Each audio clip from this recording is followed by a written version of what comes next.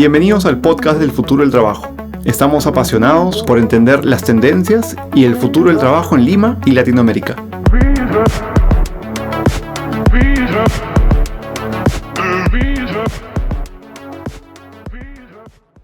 Bienvenidos al podcast del futuro del trabajo. Mi nombre es Andrés Ureña, su host.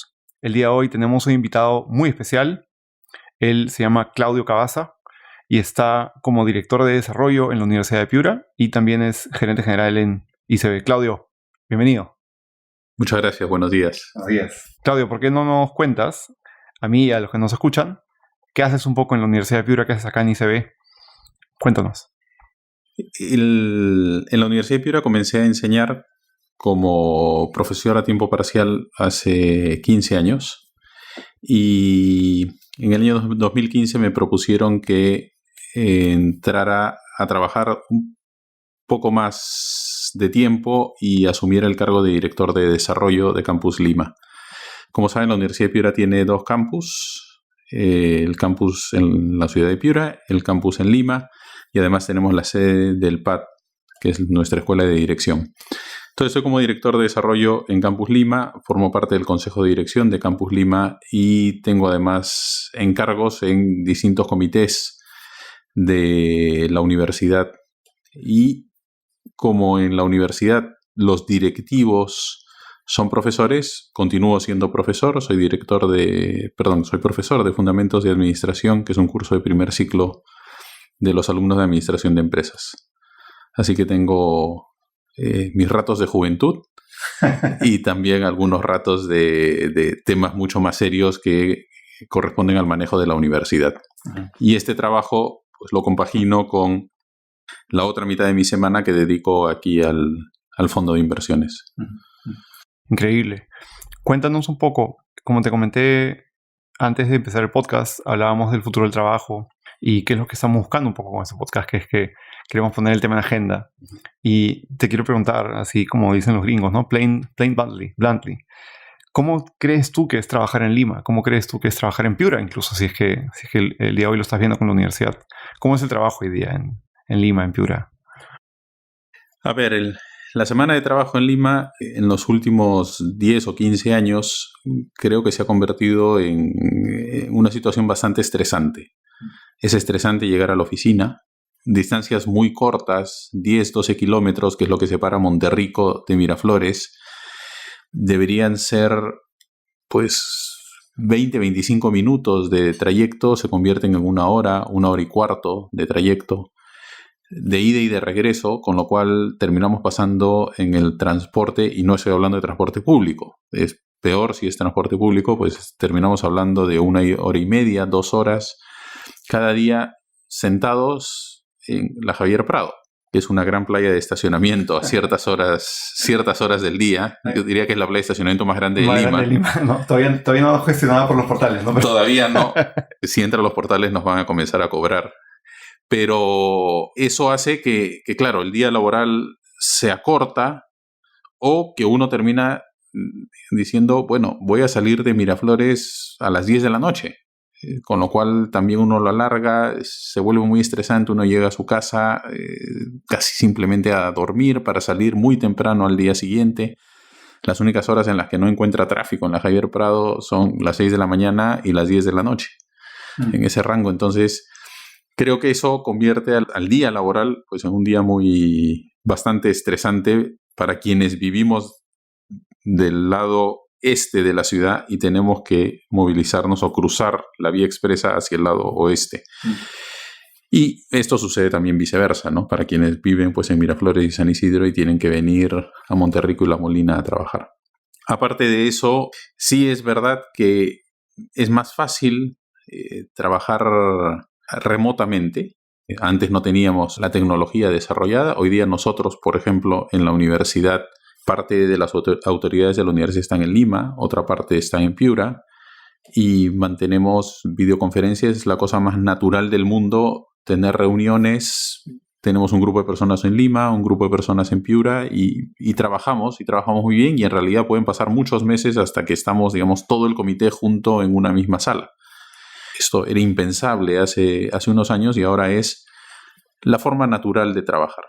También tenemos en la universidad el caso de profesores que dictan su clase en la ciudad de Piura y tienen un grupo de alumnos en la ciudad de Lima. En la ciudad de Lima únicamente necesitan un asistente que sea quien, digamos, entregue los exámenes, recoja los trabajos, y cada vez esto va a suceder menos porque tenemos las herramientas tecnológicas donde el alumno puede hacer el examen en su casa, donde el alumno puede entregar un trabajo desde su casa, el profesor lo puede corregir en la computadora o en su tablet y devolverles el trabajo pues con lo que antes hacíamos con lapicero rojo, ahora se hace pues con un Apple Pencil, Claro.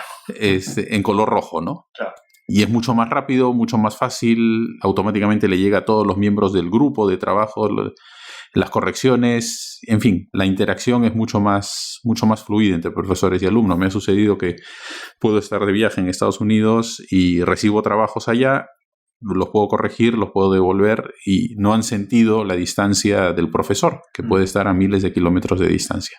Entonces, es más fácil trabajar remotamente. Aquí en el fondo tenemos uno de nuestros directores que vive en Bogotá y que no está ordinariamente en nuestras reuniones de directorios. Basta tener una cámara, unos parlantes y puede participar sin ningún problema de nuestras sesiones.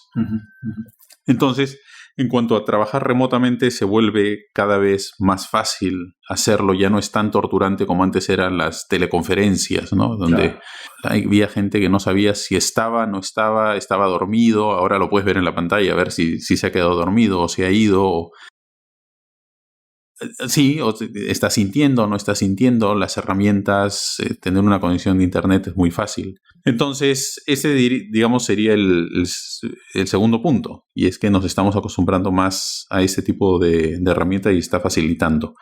Y luego el tercer tema es que creo que también estamos aprendiendo a ser más flexibles en cuanto a horarios. El ingreso de millennials a la fuerza laboral, donde ya no importa tanto el cargo y el ir ascendiendo, que quizá sucedía mucho con los baby boomers y también con la generación X, donde interesaba mucho ingresar a una empresa, trabajar 2, 3, 4 años, tengo que ascender, estoy dispuesto a dar todo, puedo trabajar 10, 12 horas al día, porque aquí, ahora en el caso de los millennials, no, lo que quieren tener es una vida que tenga sentido para ellos. Y parte de ese tener sentido, pues puede significar que quieren salir temprano de la oficina. No están dispuestos a morir por un trabajo.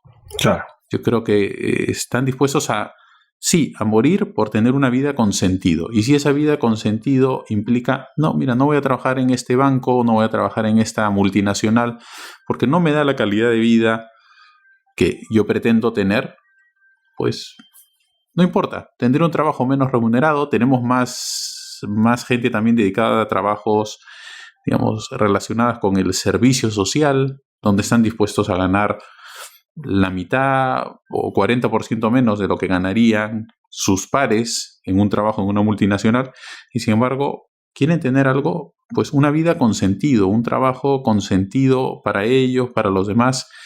Y eso también es un reto, porque quizá nosotros estábamos acostumbrados a, contrato a alguien y sé que me va a durar, pues, por lo menos 3 años. Ahora a los 6 meses se te puede ir un colaborador si es que no has sabido motivarlo lo suficiente y motivarlo no significa simplemente subirle el sueldo o darle más retos.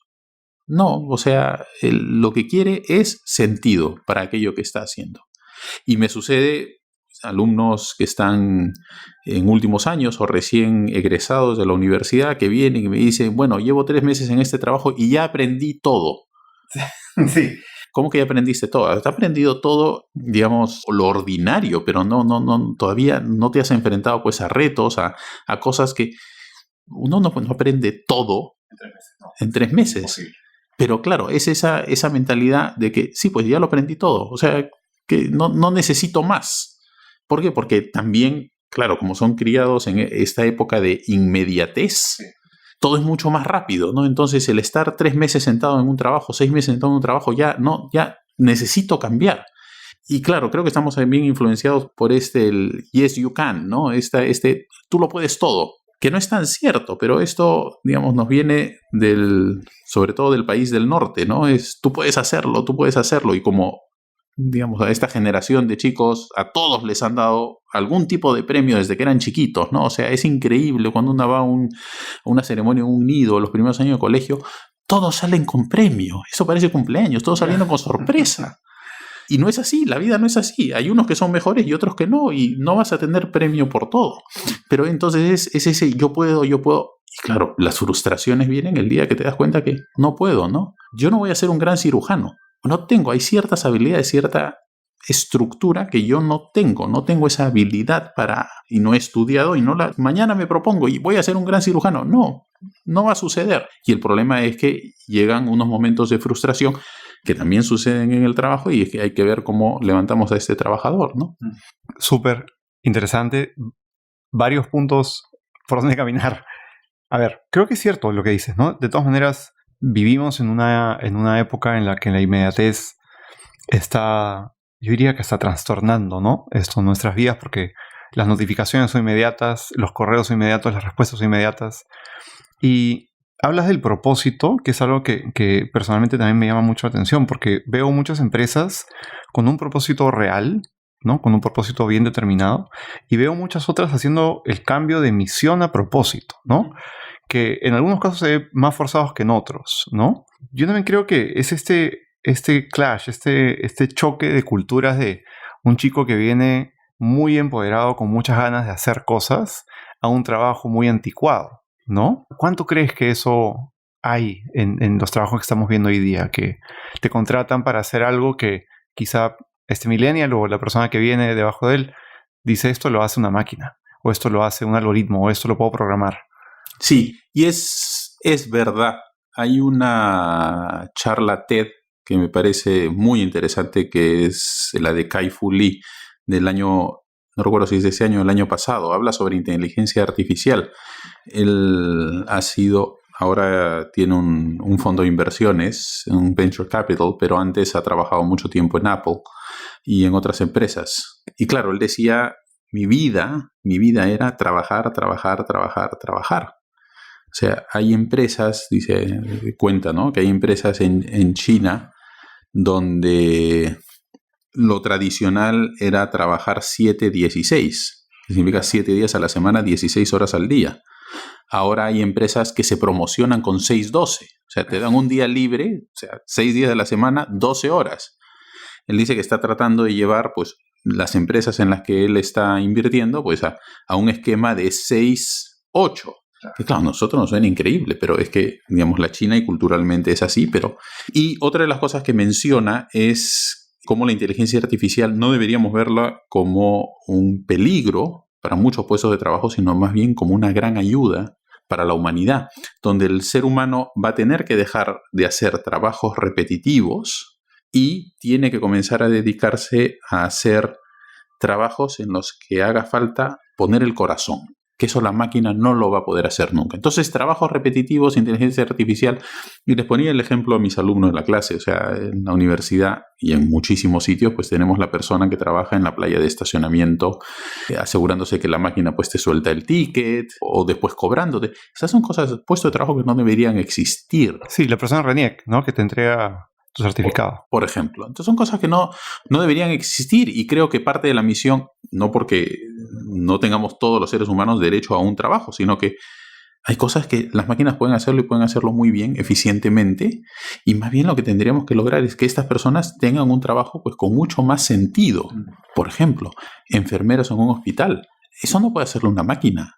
El ser humano necesita pues esa interacción con otro ser humano, ese cariño que solo puede dar pues una persona, que no puede dar una máquina. Está bien, la máquina pues ahí que va, no sé cuál es la palabra, dispensando el suero. Sí, controlando, ¿no? Las variables. Controlando, y simple pi, suena y ya está, y viene alguien. Pero hay trabajos donde tenemos que estar las personas. Entonces, por eso sí, trabajos con propósito. Y esto pues cada vez lo vamos viendo más también en los chicos, ¿no? Dice, oye, estas cosas, o sea, ¿para qué llevo un curso donde tengo que memorizar fórmulas? Si eso lo puedo buscar. ¿Para qué llevo un curso donde mecánicamente tengo que aprenderme pues cómo se calcula o cómo se hace la contabilidad? Uno de los cursos que por algún motivo se quejan más son los cursos relacionados con contabilidad.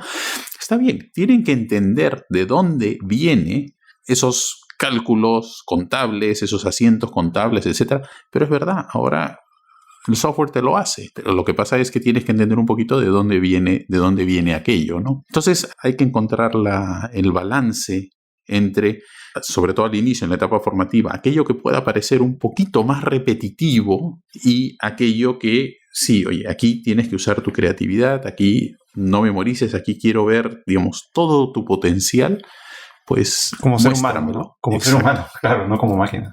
Exacto. ¿No? Sí, es una gran charla, gran charla. No sabía el nombre, Kai-Fu Lee, ¿no? Pero para los que están interesados en escucharlas, porque ha salido antes en el podcast. Sí. Y le hemos mencionado un par de veces. Y para quien quiera buscarlas, buscan TED AI y es uno de los primeros. Es un señor asiático, chino en este caso. Y sí, muy buena charla. Y creo que en compañía con ese tema, una gran discusión en internet de un trabajador en Estados Unidos que en realidad había confesado después de 6 meses que había automatizado su trabajo, ¿no? A él le habían pagado una X cantidad de dinero a la semana por hacer ciertos reportes y ciertos números, y él contaba cómo a lo largo de 6 meses se dedicó a automatizarlo y después de 2 meses de mucho trabajo logró tan solo dedicarle 4 horas versus las 20 o 30 que le pedían semanales. Un trabajo remoto además, ¿no? Y lo interesante de la discusión, porque es una conversación larga, en realidad había un montón de posts, era como la bipolaridad de la gente, ¿no? Un grupo de gente pensando que él era un estafador, un rip-off, ¿no? Y otro grupo de gente diciendo, te haría gerente general, ¿no? ¿Qué más puedes traer? ¿Y estos comentarios venían con la edad del que escribía los comentarios? Lamentablemente no. Porque quizá haya cierta correlación, ¿no? Vamos a ver, habría que entender realmente qué condiciones esta persona fue trabajada. No me voy a meter en el tema ético. Claro. Estas fueron tus condiciones, tú debiste haber comunicado o no debiste haber comunicado, tú estabas contratado por objetivos de lograr algo.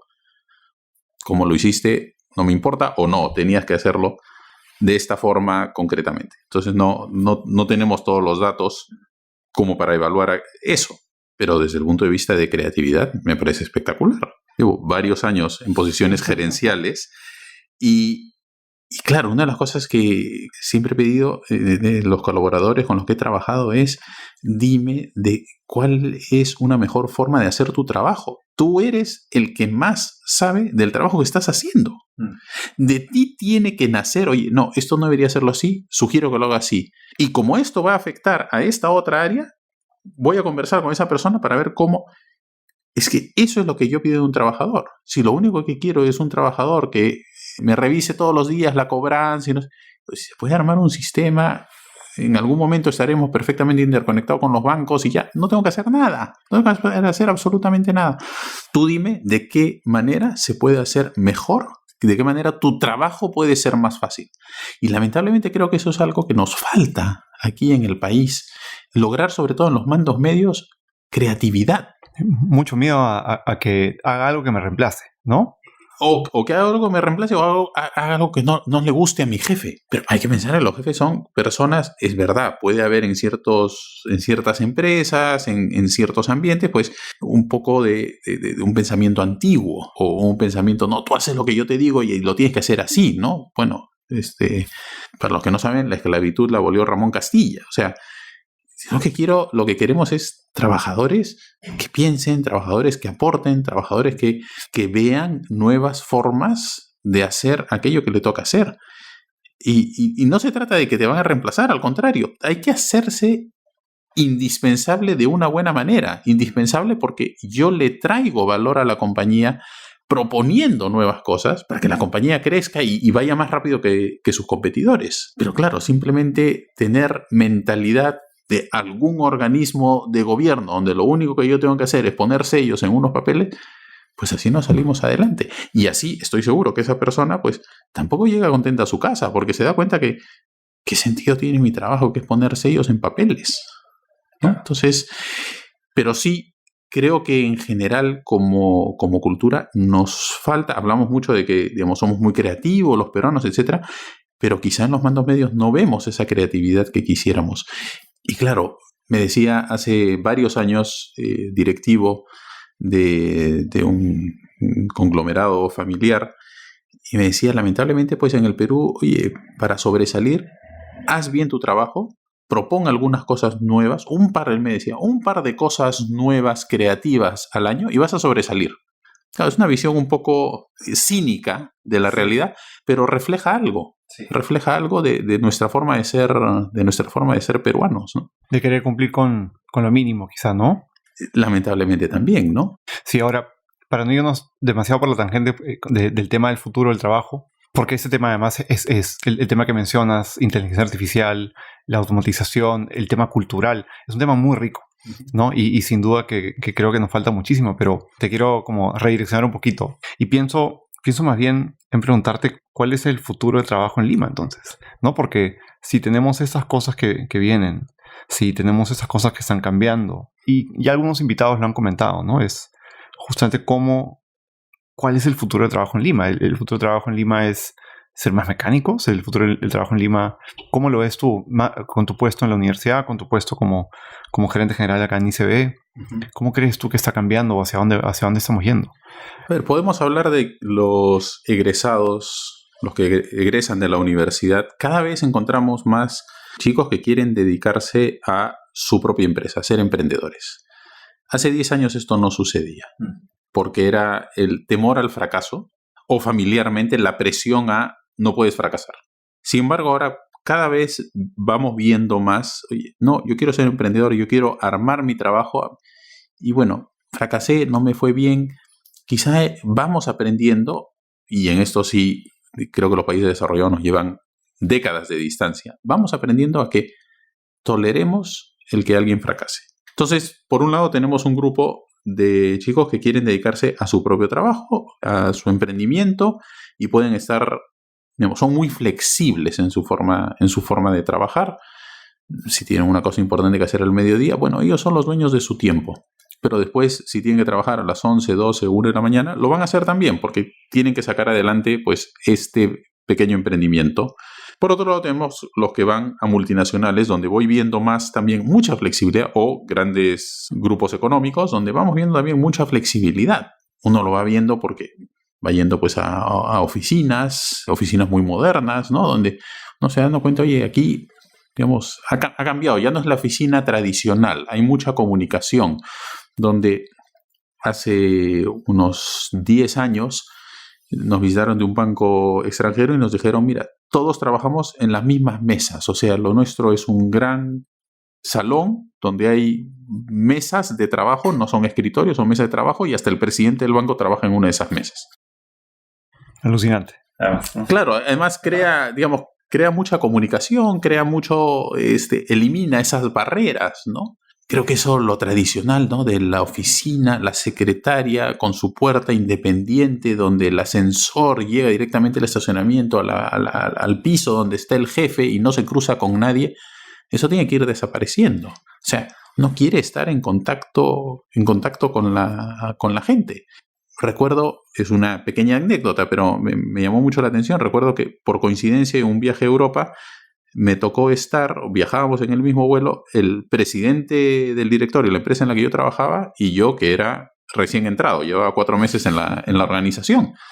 Y bueno, conversó una vez y al final hizo que me sentara a su lado. Entonces, claro, 12 horas yo sentado al lado del presidente del banco, conversando de lo más bien, ¿no? Entonces eso crea, claro, él aprovechó porque conoce a este nuevo trabajador que tiene en la organización, y yo viceversa, pues lo conocí pues en su faceta de persona y no simplemente de gran autoridad dentro de la organización. Pero esto también, ¿no? O sea, el que la gente pues cada vez pueda más tener relación unos con otros, creo que se refleja también en la forma de los espacios en los que trabajamos. Por ejemplo, en la universidad tenemos las típicas aulas, creo que en eso somos a veces demasiado tradicionales en las universidades o los colegios, donde es la típica aula, carpetas en fila, o bueno, van habiendo cada vez más aulas escalonadas, donde es un pequeño tipo anfiteatro, donde el profesor está abajo. Es muy fácil porque uno está viendo la cara de todos los alumnos. En las aulas planas yo veo la cara de las 2 primeras filas. Claro. La tercera fila ya no lo veo.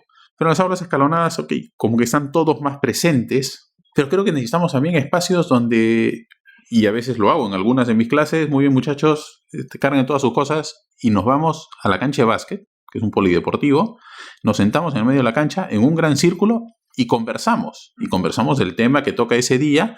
No tengo pizarra, es más una discusión de tipo filosófico sobre las personas, cómo se dirige personas, etc. Y claro, eso le llama mucho a los alumnos, ¿no? El profesor se ha sentado en el piso con nosotros alrededor. Bueno, es que esa es parte, tenemos que experimentar también otras cosas. Específicamente en Lima, con todas las dificultades que hay de transporte, creo que cada vez comenzaremos a tener más trabajo del tipo, quédate en tu casa. Si vienes a las 10 de la mañana, no me importa. Mientras seas fácil de ubicar, mientras, oye, si otra área tiene una consulta, pues estés respondiendo. Si quieres dormir hasta las 10 de la mañana, y lo veo, como decían algunas multinacionales, donde cada vez van teniendo este tipo de flexibilidad.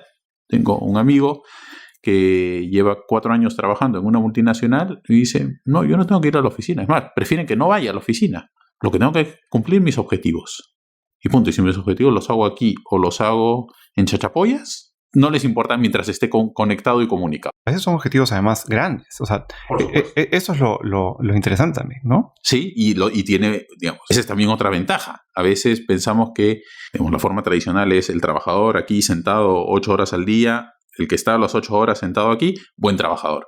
Donde lo veo además, ¿no? Donde lo veo. Y el problema es que nos quedamos ahí en simplemente lo externo, pero no necesariamente estamos planteándole retos al trabajador y ayudándolo a que consiga esos retos. A la hora que un trabajador tiene pues muy claro qué cosa tiene que lograr, cuáles son sus objetivos, no se le da todo el camino, se le dice esto es lo que tienes que conseguir y tú mira, digamos, cómo lo consigues. Utiliza esa creatividad, utiliza esa capacidad que tienes, que por eso te hemos contratado. El trabajo se vuelve un trabajo retador, un trabajo con propósito. Entonces, también tenemos que comenzar a evolucionar en general. Algunas empresas ya lo están haciendo, pero hay muchas más empresas. Digamos, yo diría la gran realidad laboral peruana donde tenemos que dirigirnos más hacia objetivos y administrar esos objetivos de nuestros colaboradores, darles las herramientas que necesitan. Si necesitamos que estén presentes en un espacio físico, bueno, digamos, con ciertas flexibilidades, porque las personas también tienen vida fuera de la oficina. Claro. Y lo que no puede suceder es, claro, me pasa a veces, no pude salir de la oficina, salí a las 10 de la noche, oye, bueno, pero piensa, o sea, esta clase es importante, ¿sí o no? Sí, es importante la clase. Bueno, en este momento, siendo alumno, pues lo principal para ti es terminar bien la carrera universitaria. Lo siguiente es trabajar y que trabajes bien. La empresa, y tienes que conversar con tu jefe, tiene que ser consciente de que tú tienes que terminar bien tu carrera también. No solamente, o sea, no has vendido ahora tu alma a la empresa únicamente y ya los estudios pasaron a un segundo lugar. No trastoquemos las prioridades, estás en etapa de formación. Bueno, esto da, digamos, un campo que podríamos hablar 1 hora más sobre cómo compaginamos la etapa formativa con el inicio de la etapa laboral, que creo que todavía están disociadas. Sí, y en Perú, quizá más por una experiencia personal, yo tuve la suerte de educarme en Chile. Tengo la mitad de mi familia es chilena. Uh-huh. Y hay una cosa muy, muy curiosa que a mí me llamó mucho la atención cuando estaba allá, y era que las personas en las universidades no hacen prácticas, digamos, a mitad de carrera. O no se estila, digamos, el que lo hace, bienaventurado por ellos y en buen momento, digamos, ¿no? Pero la universidad, de hecho, está bastante opuesta a que eso pase.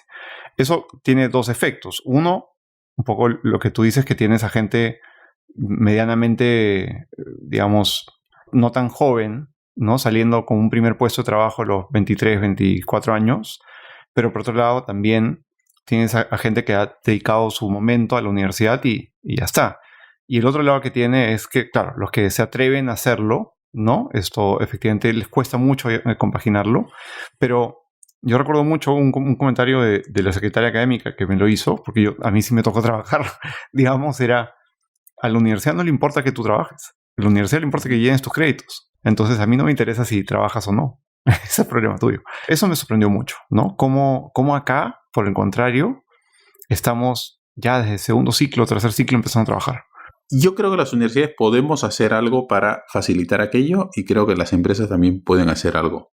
Por ejemplo, a mí, ¿qué cosa me gustaría ver en unos años aquí en el Perú? Una realidad en la que el último año universitario no es asistir a clases propiamente dicho únicamente, sino que aquello que estás haciendo en el trabajo sirva para este curso que estás llevando.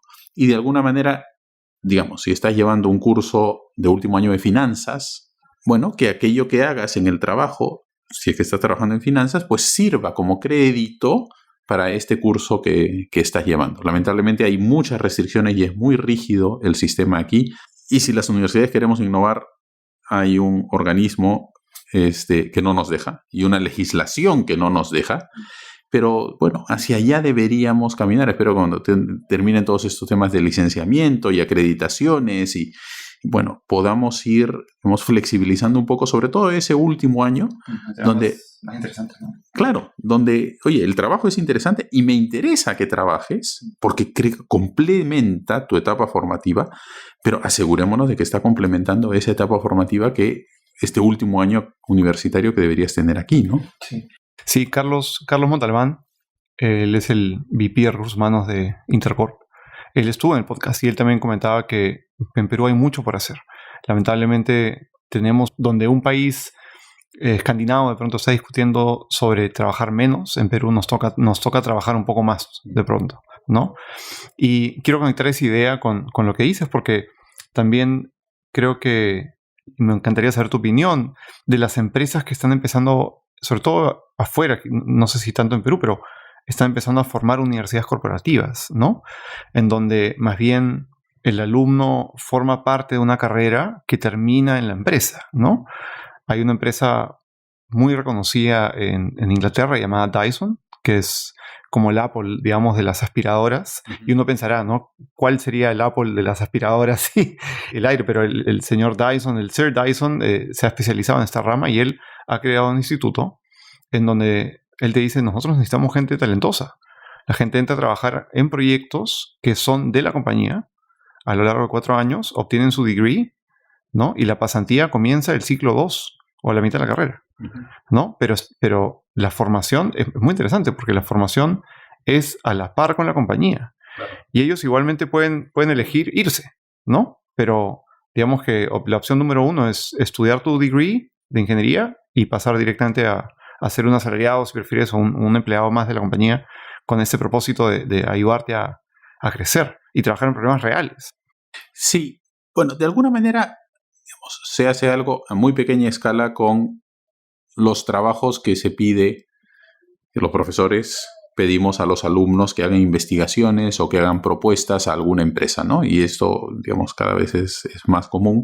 Yo estudié ingeniería industrial y hacíamos muchos trabajos de todo, de diseño de plantas, de tiempos y movimientos, de trabajos relacionados con finanzas, con recursos humanos, proyectos. Claro, éramos bastante inteligentes, entre comillas, y todo esto lo poníamos en nuestro currículo para conseguir nuestro primer trabajo, ¿no? He hecho todas estas cosas, todos estos proyectos, y claro, es lo que nos decían los mecánicos o los electrónicos, ¿no? Ustedes, los industriales, tienen suerte porque pueden poner todas estas cosas. Nosotros hemos estado aquí metidos y, o sea, nos es más difícil conseguir trabajo. Ustedes pueden poner diseño de planta, diseño de tiempos y movimientos, dice. Entonces, de alguna manera también creo que hay responsabilidad por el lado de las empresas de facilitar esto, porque a veces sí sucede que a los chicos les es complicado conseguir, o sea, una empresa en la que puedan ir, investigar, conseguir información, preparar su trabajo, pero además deberían, y esa es parte de la responsabilidad también de nosotros, los educadores, es que el trabajo sea algo que realmente sirva a la empresa, ¿no? Que no sea simplemente ir, chupar información para yo poder hacer mi trabajo, sino, no, ahora ustedes con las recomendaciones, etcétera, tienes que regresar a la empresa y proponerle esto. Ya la empresa será libre de implementarlo o no implementarlo. En fin, habría que buscar formas de que se pueda hacer. Como decía al inicio, yo enseño a primer ciclo de administración de empresas. Tienen que hacer un trabajo de análisis empresarial, visitar una empresa, analizarla, venir y contarme todo sobre la empresa.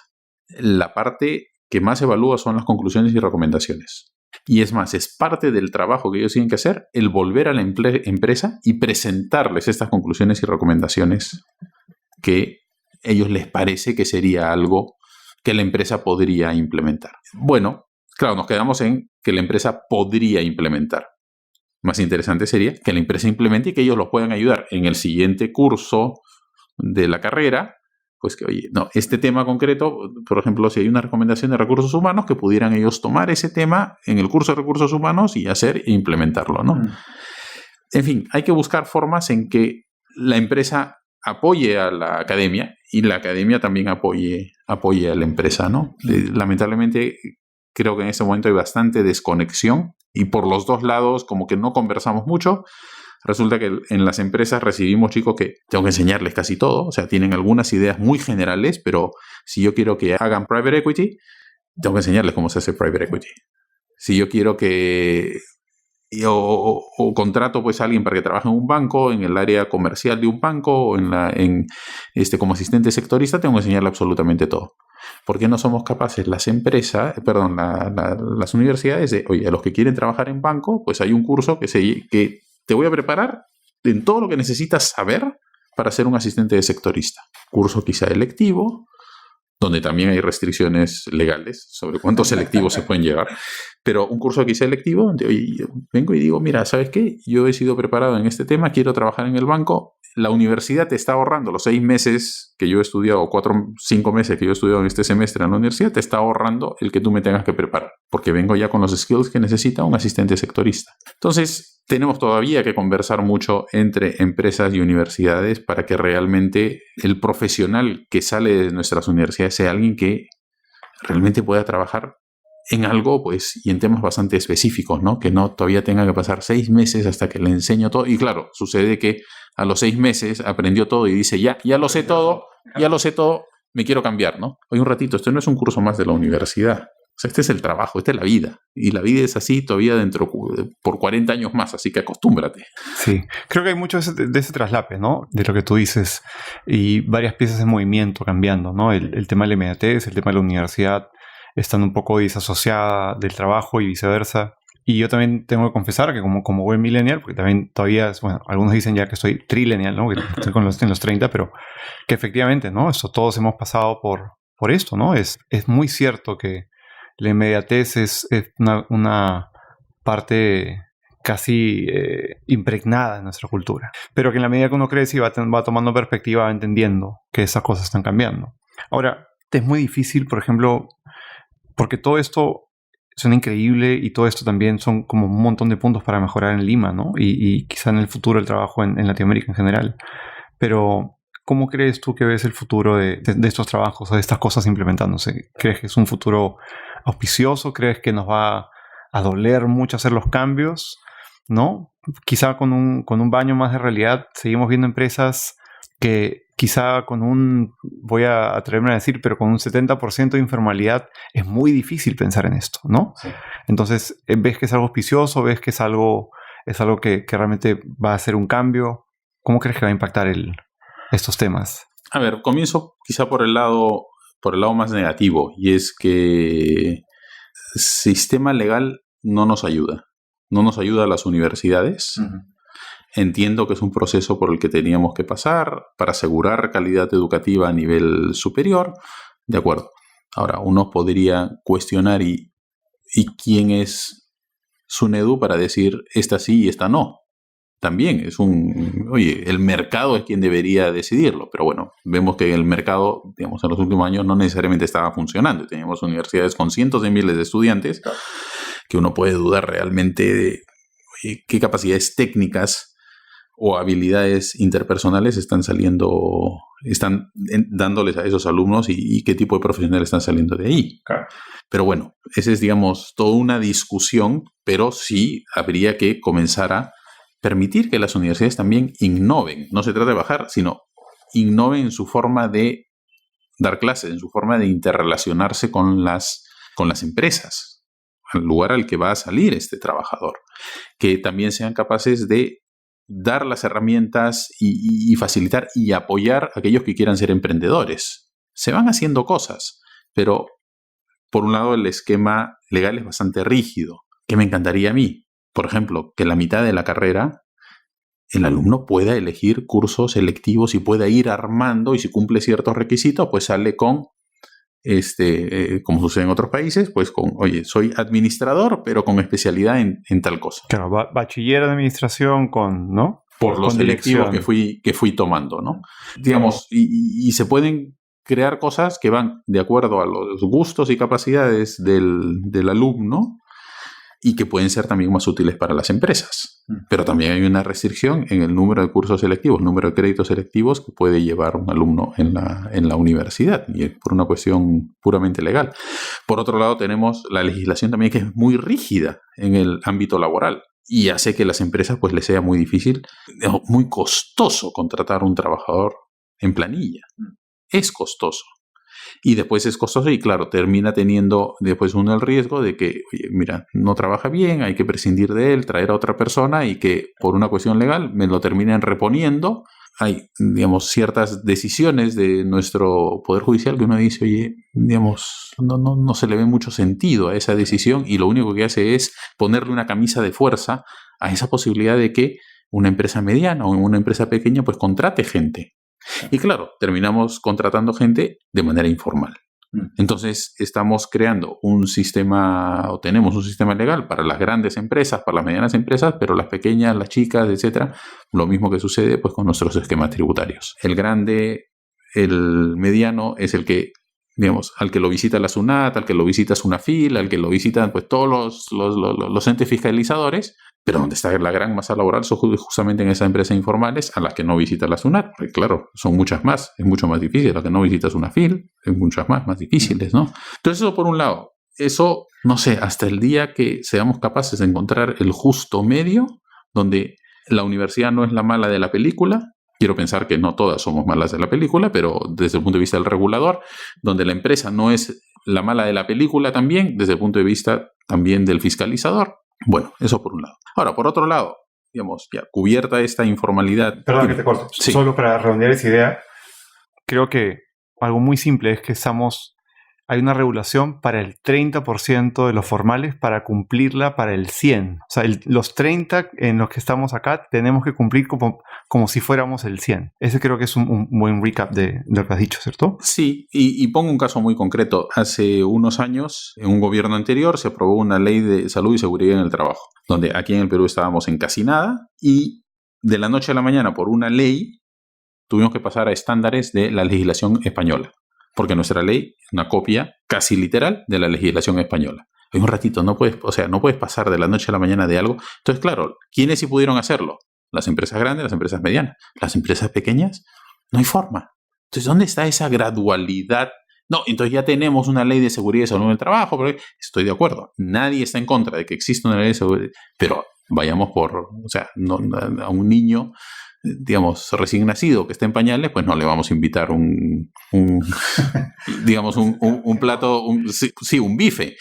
Pues no puede comértelo, ¿no? O sea, entonces, de a pocos, y es verdad, pues nuestra legislación está pensando en las grandes empresas, pero ¿y qué pasa con toda la masa que tenemos abajo, no?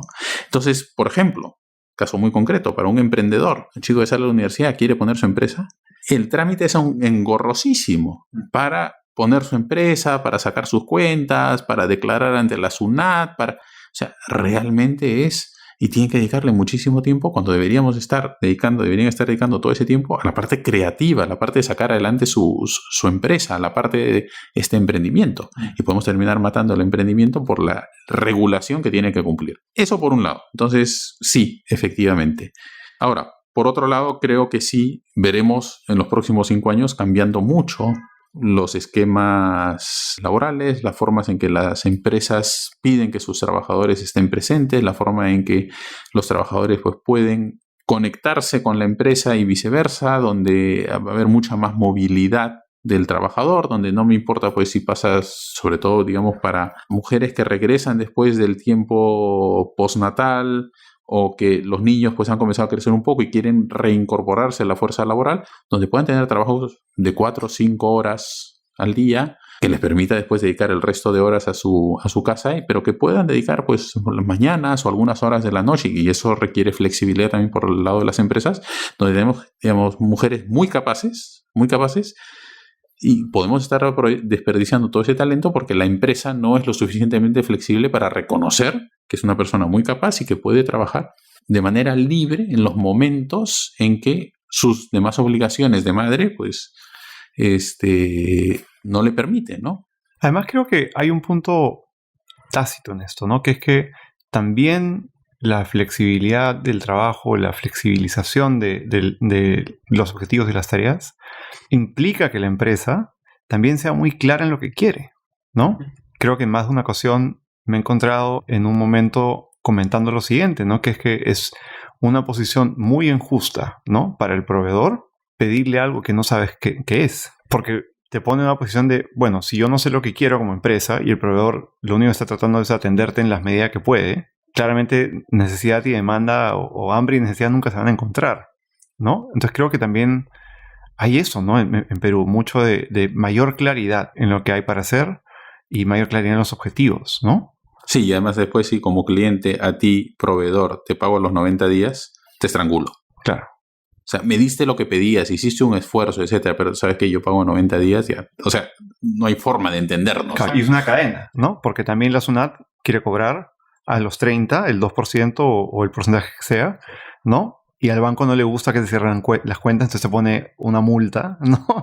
Entonces, claro, es un círculo lamentablemente vicioso, es un mal círculo. Todo este futuro, bueno, son cosas por arreglar, sin duda. Yo creo que no es un futuro pesimista, creo que son cosas en las cuales nos tenemos que hacer cargo. Sí. Hay una frase que escuché hace algunos meses, se refiere mucho más al ámbito universitario, pero decía algo así, ¿no? Estamos educando a los trabajadores del siglo XXI, lo estamos haciendo profesores del siglo XX en ambientes y en estructuras del siglo XIX. Claro.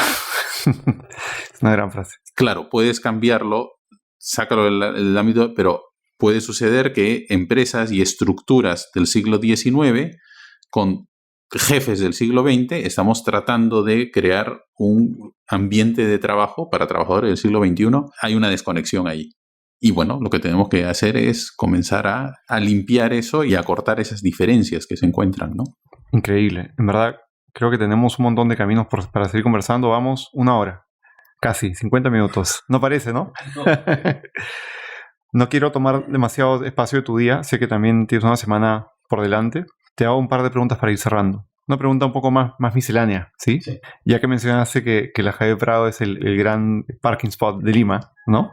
Hay una frase además que mucha gente dice que es que uno nace y muere en la Javier Prado, ¿no? Sí. Prácticamente. En ese aviso que ves todos los días, en el aviso luminoso que todos lo cruzamos, si tuvieses que decirle algo a los limeños, ¿qué les dirías? Puede ser una frase, una idea, un poema, algo corto. Si tuvieses que decirles a los ¿qué pondrías? No sé, se me viene ahorita a la mente. Creo que diría, oye, mira, de ti depende de que hoy día puedas hacer algo, pues grande, aunque sea pequeño. Creo que aunque hagamos cosas pequeñas, pueden impactar de manera grande en las personas que tenemos alrededor. O sea, a veces, yo miraría, digamos, quizá algo por lo más emotivo, sentimental. O sea, a veces el despedirte de tu esposa de una manera distinta, de una mejor manera. A veces el llevarle unas flores, algo que no, quizá no hacemos nunca, ¿no? El despedirme de una forma, no apurado, de mis hijos. Esas cosas pequeñas pueden hacer que el día sea un día grande. Y quizá en ese momento que estamos angustiados, molestos, estresados, iracundos por el tráfico, bueno, quizá pensar en esas ideas de, oye, ¿cómo puedo hacer con algo pequeño pues que el día termine o comience pues de una forma grande? Sí, es una buena frase. Haz algo grande por muy pequeño que sea, ¿no? Sí. ¿Qué crees tú que los limeños deberíamos dejar de hacer y continuar haciendo, por ejemplo? El otro día, con un grupo de amigos, estábamos viendo algo en la televisión y uno se quejaba, el otro se quejaba, pero como dice, quejémonos menos. Y creo que tenemos que comenzar a hacer bueno, yo en qué puedo cambiar y no solo quejarme menos, sino hacer, digamos, también hacer más comentarios positivos. Quizá nos falta eso, y creo que nos falta en las empresas, creo que nos falta en las universidades también, ¿no? O sea, el felicitar un trabajo bien hecho. no vamos a felicitar o no vamos a decirle qué grande eres, tú puedes hacer mucho a uno que acaba de sacarse 0,8 en el examen, ¿no? Y que lo ha aprendido todo en el trabajo, ¿no? Entonces, no, o sea, pero sí saber felicitar y saber decir cosas agradables y saber decir cosas positivas a aquel que ha hecho algo bueno y quejarnos menos, porque sí tenemos una capacidad para quejarnos absolutamente de todo, de todo. Y si no puedo decir algo bueno de esta persona, mejor no lo digo, ya está. ¿Para qué? ¿Para qué voy a andar criticando? ¿Para qué voy a andar yo haciendo bilis, haciendo que otras personas hagan bilis? Mira, tratemos más bien de trabajar y empujar todos en un sentido positivo, porque entonces quejarnos menos, ser un poco más optimistas. Creo que eso nos podría ayudar. ¿Qué deberíamos de seguir haciendo? Sí, yo creo que podemos ser optimistas, podemos ser positivos, pues cuando queremos, podemos llevarnos muy bien cuando queremos. Bueno, hagámoslo más, fomentémoslo más. Y seguir siendo creativos, pero también para otros, ¿no? Quizás esa puede ser otra recapitulación, ¿no? Sí, bueno, ahora que tocas, sí me gustaría, hablábamos mucho del emprendimiento, creo que también hay mucho interés en chicos que están saliendo de la universidad de ser emprendedores sociales, pues facilitemos también esto, ¿no? Que puedan ser emprendedores y que su emprendimiento ayude, no solamente sea un negocio, no solamente, no hay solo ese camino de emprendimiento, sino hay el emprendimiento del que quiere, pues, impactar y hacer algo grande por quienes tienen alrededor o por quienes menos tienen, ¿no? Ese creo que también es un camino por el que se van a ir muchos de los egresados en los próximos años, ¿no? Claudio, ha sido una increíble conversa. Muchísimas gracias por tu tiempo. Muchísimas gracias por darte ese espacio con nosotros. ¿Y quieres comentarle algo más a la audiencia que te escucha? ¿Darle algún comentario, alguna sugerencia? Micrófono abierto para lo que quieras comentar antes de cerrar. No, bueno, quizá quedarme en lo penúltimo que comenté, ¿no? Que creo que tenemos que procurar ser más positivos, procurar impactar de manera positiva en la gente que tenemos alrededor. Nuestro día se pasa en el trabajo. En el caso de los profesores se pasa con alumnos, pero también con otros profesores. Y busquemos la forma de hacer agradable esas 8, 10 o 12 horas para los demás, para la gente que tenemos alrededor. Y eso depende de cada uno de nosotros. No depende de los jefes, no depende del directorio, depende de nosotros. Tener una buena cultura, un lugar en el que uno diga, oye, sí, me da ganas de ir a la oficina, porque es algo que hacemos 5 días o 6 días a la semana. Bueno, depende de cada uno de nosotros y depende yo hacer el que se sienta a mi costado, pues tenga un gran día, puedo hacer mucho. Gracias, Claudio. Muy bien. De nada, mucho gusto.